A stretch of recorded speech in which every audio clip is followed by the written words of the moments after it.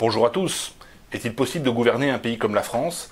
Quels sont les moyens techniques? Quelles sont les techniques stratégiques pour y parvenir? C'est ce que nous allons voir. C'est parti.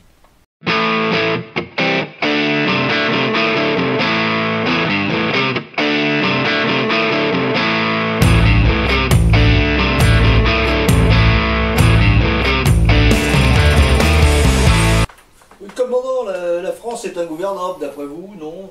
Oui, non. Est-ce que la France est ingouvernable? Pour gouverner un pays comme la France, en fait, il faut avoir déjà un objectif stratégique. Mais c'est vrai pour une entreprise, c'est vrai pour une opération militaire. Par exemple, lors de la guerre du Vietnam, les États-Unis n'avaient pas d'objectif stratégique. Ils avaient mis en place des moyens tactiques considérables. Ils ont déversé sur le Vietnam Nord et même sur le Vietnam Sud plus de bombes que sur l'Allemagne pendant la Seconde Guerre mondiale. Mais ils n'avaient pas d'objectif stratégique. Ils auraient pu avoir comme objectif stratégique, par exemple, comme pendant la guerre de Corée, MacArthur, de conquérir le Vietnam Nord. Dans la guerre de Corée, c'était conquérir la Corée du Nord.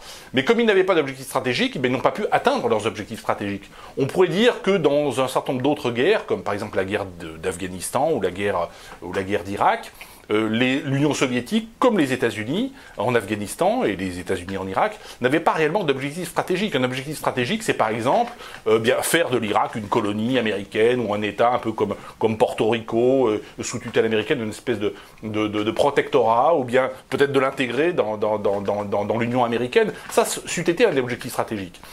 Gouverner un pays comme la France, il faut avoir un véritable objectif stratégique, et en l'occurrence le mien, c'est de faire de la France, qui est aujourd'hui un petit pays, c'est un pays de 60 et quelques millions d'habitants, si on enlève les dom-toms et les migrants, on revient grosso modo à 60 millions d'habitants, sur une population mondiale qui est de 7 ou 8 milliards d'êtres humains, et bientôt 9 milliards.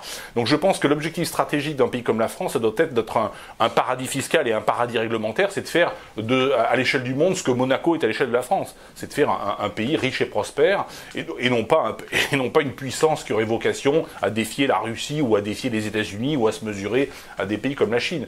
Je pense que c'est cela que nous devons avoir comme objectif stratégique pour la France. Aujourd'hui, l'objectif stratégique de la France, c'est celui qui avait été défini dans les années 30 par Charles Maurras, qui, après la guerre de 14, avait dit bien la France doit devenir une puissance moyenne qui va venir au secours des petites nations, des petites puissances. C'est aujourd'hui la doctrine qui est suivie. Mais je pense que nous n'avons plus les moyens aujourd'hui d'être à ce niveau-là. Et au contraire, cette politique nous ruine, et ruine notre beau pays. Non, l'objectif stratégique pour notre pays aujourd'hui, c'est d'être un pays riche et prospère. Le modèle, c'est pas les États-Unis ou c'est pas la France du 19e siècle.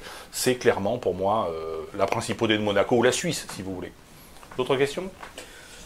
Oui, vous savez, ça s'est vérifié dans l'histoire, quand il y a des grands mouvements comme ça, on ne respecte que la force. Alors, on ne respecte que la force, mais la force, qu'est-ce que ça veut dire? La force, pour moi, c'est le respect de l'éthique, c'est la capacité de définir une stratégie, ce que je viens de faire. C'est également respecter un certain nombre de techniques, et notamment comment gouverner, par exemple, être le chef d'un gouvernement. Le modèle de management et le modèle de gouvernement universel, c'est celui de l'armée romaine. L'armée romaine, qu'est-ce que c'est? 10 légionnaires sont encadrés par un décurion, 10 décurions sont encadrés par un centurion, 10 centurions encadrés par un tribun, et 10 tribuns encadrés par un légat. Un légat égale une légion égale 10 000 hommes. Donc, je vous pose la question, un légat, il encadre combien de personnes? 10 000. 10 000. Eh bien non, il encadre 10. Il n'encadre pas 10 000. Il encadre 10 tribuns. C'est ça le principe. Et c'est vrai que c'est l'erreur que tout le monde fait.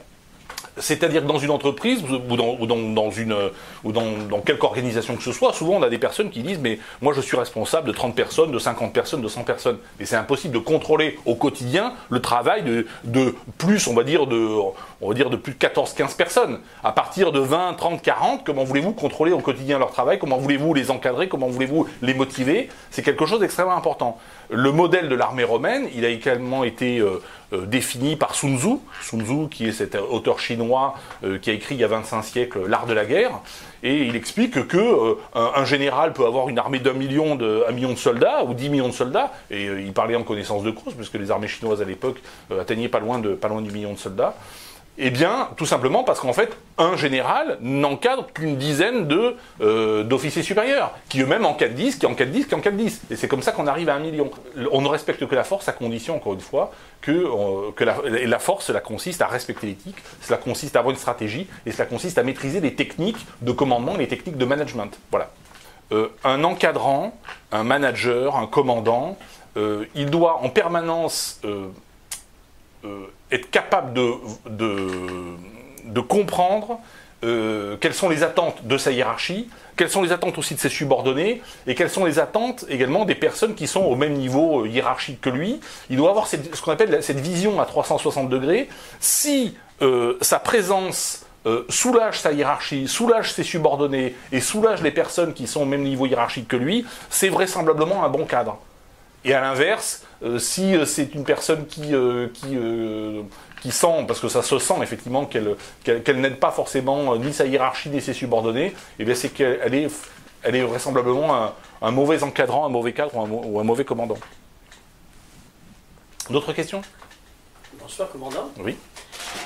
Le cadre, c'est un expert métier?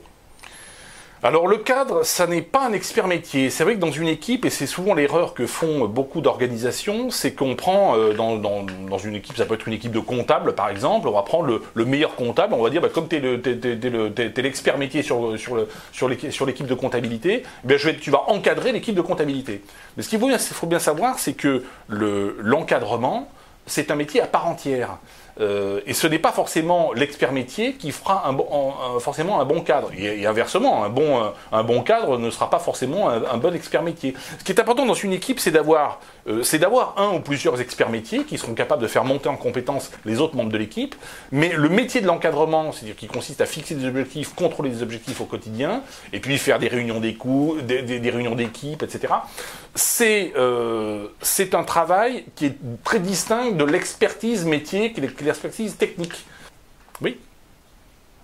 Bonsoir commandant, je voulais simplement vous dire, dans le monde animal, vous savez très bien, le poisson pourrit toujours par la tête. Je m'explique. Si le commandant est mauvais, l'armée, l'entreprise ou le pays s'effondrera. Vous êtes d'accord? Absolument, tout à fait.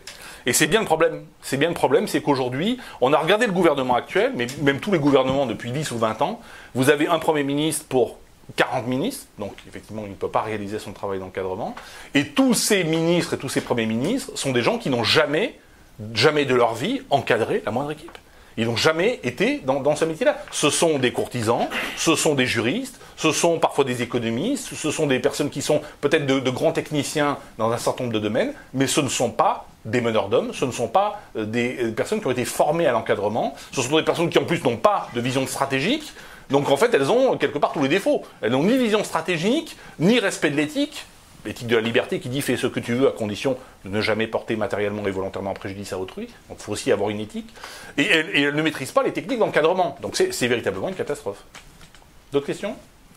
Oui, je voulais rebondir sur ce que vous avez dit. Commandant, dans un pays comme la France, alors comment désigner un vrai chef de gouvernement, comme ils ont en Turquie avec Erdogan, ou Poutine en Russie? J'ai envie de dire, là où il y a une volonté, il y a un chemin. Et aujourd'hui, nous ne sommes pas encore rentrés dans la phase insurrectionnelle, nous sommes dans une phase de révolte. Il y a eu d'abord une phase de manifestation à l'époque de la Manif pour tous, une phase de révolte aujourd'hui sur les Gilets jaunes. Demain, il y aura une phase insurrectionnelle lorsque l'État va ordonner aux banques de bloquer les comptes en banque lorsque la crise financière va arriver. Et à partir de là, des hommes forts vont apparaître. Un ou plusieurs hommes forts vont apparaître. J'ai souvent déploré dans nos vidéos que le commandant Benas était un peu solitaire, à dire il faut que ce pays soit gouverné, et moi, commandant Benas, je suis volontaire pour être demain le consul au Benas ou pour être au moins Premier ministre. Donc voilà, donc nous sommes dans cette perspective. Maintenant, eh bien, nous verrons ce que l'avenir nous réserve. Rien n'est écrit, rien n'est inéluctable, mais rien n'est impossible. D'autres questions? Voilà, merci à tous et à bientôt.